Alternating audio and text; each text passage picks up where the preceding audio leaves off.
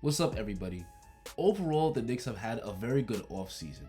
The Knicks didn't make a blockbuster trade or land a superstar in free agency, but they managed to keep most of their key players, make some nice additions, and have a really good draft. On paper, they look better than the Knicks team that finished 4th in the East last year. So in this video, we're going to dissect all of the major moves that the Knicks have made this offseason and give them a grade. But before we continue, please like the video and subscribe, and turn on that notification bell so you get notified every time I upload a banger. Now let's get started. First, let's talk about draft picks. The first major move the Knicks made was to draft Quentin Grimes with the 25th pick. This move is going to earn a grade of a B. Grimes wasn't a flashy pick by any means, but he's an NBA ready prospect that should be ready to contribute to winning basketball from day one. He shot 40% from 3 on a high volume 8 attempts a game, so his shooting should translate. He's also a very good defender, and he was one of the best shot creators in college basketball.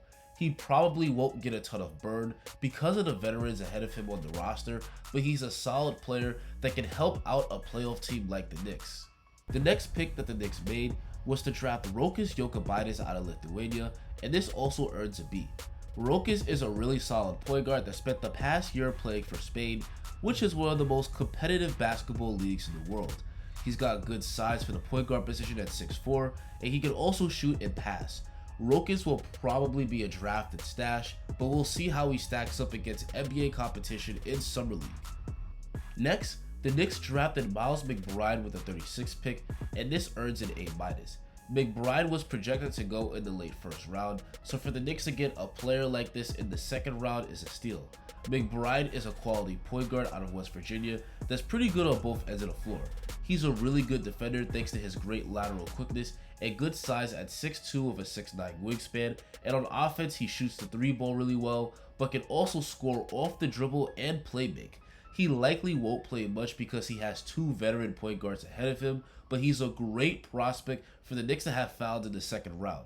And lastly, the Knicks drafted Jericho Sims with the 58th pick, and this gets a B+.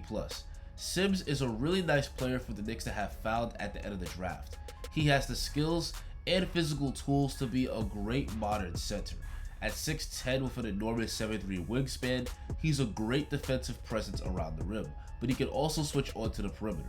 He's also a great finisher around the basket. Again, he won't play a ton of minutes with Mitch and Nerlens on the roster, so expect him to play in the G League, but he can turn into a great defensive big man. Next, let's get into free agency. The biggest signing the Knicks made was Evan Fournier, and this gets an A-.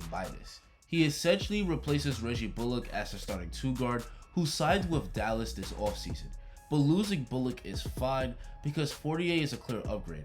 Fournier isn't as good a defender as Bullock, but he's worlds better on offense. Fournier is not only an elite shooter, but he's also a pretty good scorer and playmaker. He can put the ball on the floor and score at the basket, and he's also adept at finding his open teammates. Fournier was a legit second option on a Magic team that made the playoffs, so he's a very good player. And ideally, he isn't a second option on a contender, but on the Knicks, he'll be in the ideal role as a third or fourth option. It was painfully obvious last year that the Knicks needed more shot creators, so this makes Fournier a great fit. $19 million a year is arguably an overpay, but it was a move the Knicks needed to make, which is why I'm giving it an A-. Another big pickup for the Knicks was Kemba Walker, and this gets an A. I absolutely love this move. The Knicks gave him an $8 million a year contract, the definition of a low-risk, high-reward move. For those that think Kemba is washed, you're wrong. In his last 10 games in Boston, Kemba averaged 24 points and 4 assists per game with 45% shooting from the field and 38% from 3. He could still hoop at an all-star level. Kemba struggled coming off that knee injury, but as the season went on, he started to regain his rhythm. This move potentially gives the Knicks an elite point guard at an extremely cheap price, which bolsters the Knicks starting lineup. The Knicks starting backcourt won't be as good defensively as last year, but they're so much better offensively. There's no question that the addition of Kemba and Fournier improved this Knicks team. Next, let's talk about players that the Knicks re-signed. The Knicks brought back D Rose on a 3-year $43 million deal, which gets an A-. He was definitely due a raise after the way he played for the Knicks last year. D Rose was an absolute godsend for the Knicks. After the D Rose trade, the Knicks went from a 500 team to a legit top 4 seed in the East. He was flat out the Knicks' best player in a postseason where Randle struggled mightily, averaging 19 points and 5 assists per game on 47% shooting in the series against the Hawks. Rose will probably return to his 6-man role behind Kemba this upcoming season.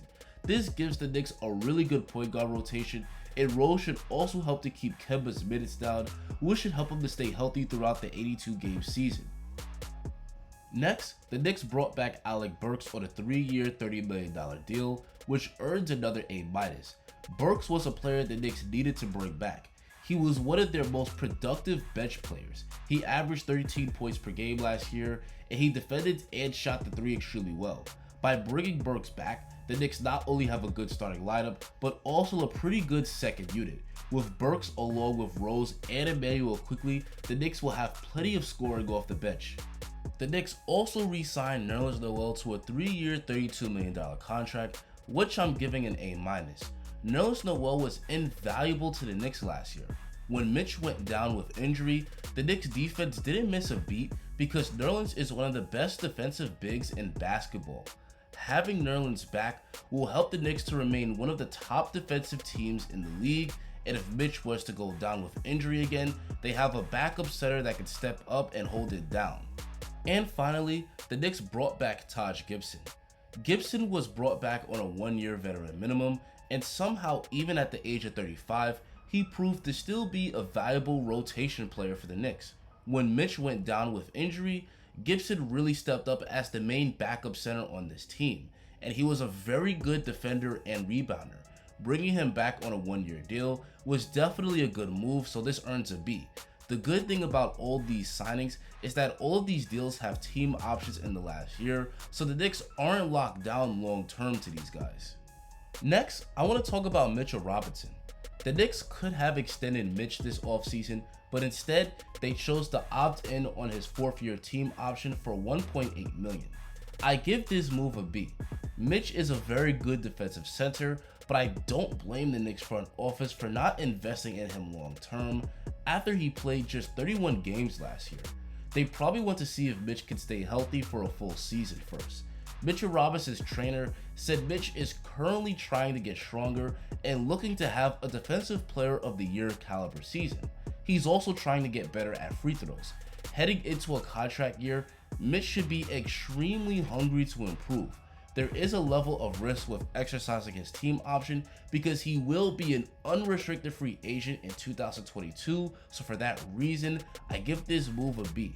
Lastly, the Knicks locked down Julius Randle long term by giving him a 4-year, $117 million extension. I love this move for the Knicks, which is why I give it an A. Getting Randle on an extension now is a big win for the organization.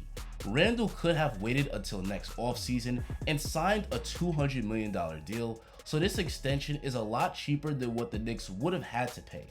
The fact that Randle extended now really shows that he loves the organization and really wants to be here during the duration of his prime.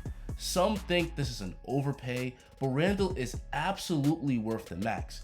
Yes, he had a bad playoffs, but Randle played at an MVP level throughout the regular season. He's the only player in league history to average 20, 10, and 5 and shoot over 40% from 3 besides Larry Bird.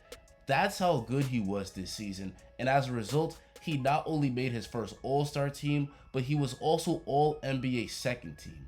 The Knicks absolutely needed to lock down their franchise player long term, and at just 26 years old, there's reason to believe he could get even better.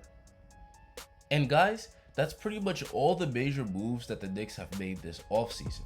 Overall, the Knicks did very good in both free agency and the draft. They definitely managed to improve the roster with the additions they made. The only thing is, the Knicks' cap space next year will be much lower now.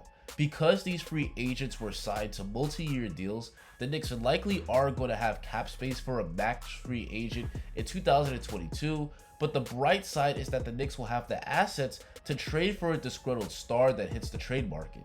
The Knicks own a surplus of future draft picks, and they have a lot of young talent on the roster. If a star like Bradley Beal becomes available, the Knicks should in theory be able to trade for them while holding on to Julius Randle and RJ Barrett. These new contracts that were signed like Evan Fournier and Alec Burks will be useful in matching salaries in a trade. So while the Knicks are definitely improved, they're probably one or two big moves away from being a true contender in the East. And with that said, guys, that's going to be the end of the video.